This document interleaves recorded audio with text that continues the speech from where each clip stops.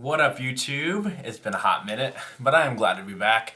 Hey, just want to stop in and talk about something that I actually haven't been able to talk about for a really long time, which is Apple. So stay tuned and find out what I got to say about it.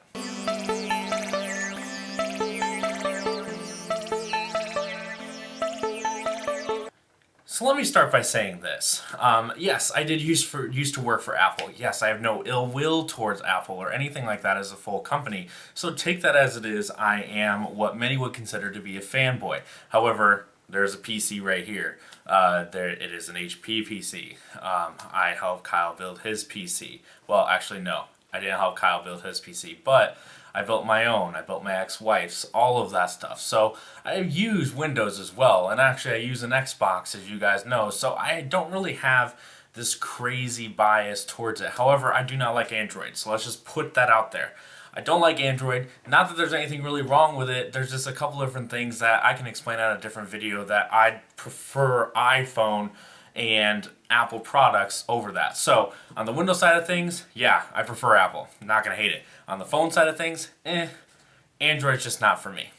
Apple's the way to go, in my opinion. So, that being said, let's talk about the couple announcements that they just made last week. I know I'm late on this, but I wanted to digest all of the news and everything that everybody was saying so I could give you guys a good opinion about where I'm coming from. First of all, let's talk about the iPad Pro. Let's just get this out of the way. The iPad Pro obviously was this gigantic iPad with this use of this Apple Pencil, which is just a really technologically advanced stylus.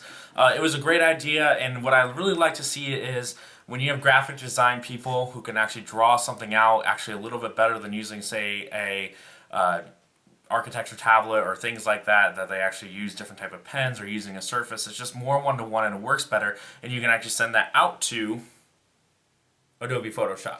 So a lot of people seem to really like that. I like the fact that they went smaller here. Now, a lot of people, and it is smaller, it is nicer. However, this is very confusing. So now we have the iPad Mini series, which makes sense. It's mini. That's cool. Now you got the iPad Air, which is one size, and now you have the Pro in multiple sizes. It's just hard to give that messaging, and it's a little bit difficult for people who usually come in for iOS devices and are now trying to figure out, okay, so that's a Pro or is this a Pro? Why isn't it working? Why can't the Pencil work with all of them? There's a lot of different things that go into that. That is the only true criticism I have, is that it seems like Apple is trying to kind of diluting their iPad market, and it's making it harder for people who don't pay attention to their stuff all the time to understand. And my argument on that is, I guess maybe the Pro isn't for those people. Maybe the Pro line of iPads isn't for those people. And I guess that's okay. However, the Pro is cool. It's awesome. It's fantastic. I am asking you, Apple, to just do away with the Air and just go to this Pro. I don't know why we have to change everything. Let's just make it a Pro. Let's have the entire iPad line be a Pro line. So you have Gigantor, then you have the Air size, and then you have the mini size. Just make them all Pro and just sell them all.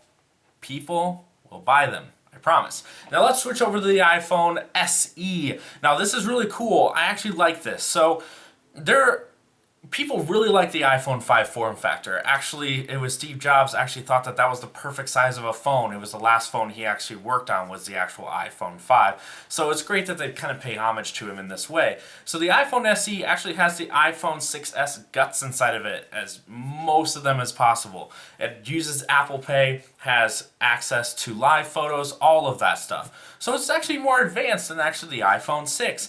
Now the cool thing about that is that you can actually go get a small phone again and put it in, I don't know, a shirt pocket and have it completely fit and be great, and everyone will like that again. I like this because it gives you choice. So you have the SE, which officially I guess stands for Special Edition, whatever. So you have the Special Edition, then you have the 6, and then you have the 6S. There is literally a phone for anyone for any budget right now. And I think that's great, especially compared to the iPhone 5C, which just had a little bit of a problem with the, screen popping away from the plastic.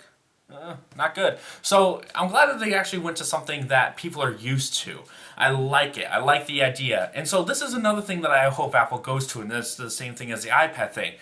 Make it all one line. Make it super simple, right? So you have the iPhone SE, which is the smaller one. Just call it the iPhone small or whatever. And then you have the iPhone 6, which is the regular. And then you have the S. I mean, not the S, the plus size. Another thing that's confusing. Might need to change that up. But you see what I'm trying to say? The 4-inch phone, then you have the 4.7-inch phone, and then you have Gigantor. And so people can have any phone that they want along those lines. I really think that is where Apple should go with that. So looking at their computer line, they're diluting things, they're making more products, and they're innovating just a little bit, and that's great.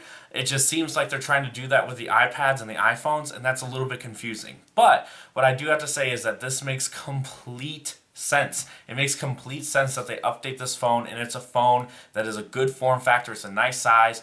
It's at one of the best, at least in my opinion, best looking iPhones with those straight sides, and it's, honestly, one of the most beautiful devices I've ever owned. I love my iPhone 5, and some days I wish I could go back to it. So this is something that's really great, and at the price point of $399 to start, a lot of people are going to be able to get on phones on plans that'll make it super cheap for them. So more people do enjoy the iPhone. So there you go. Thank you guys for welcoming me back. I am happy to be back.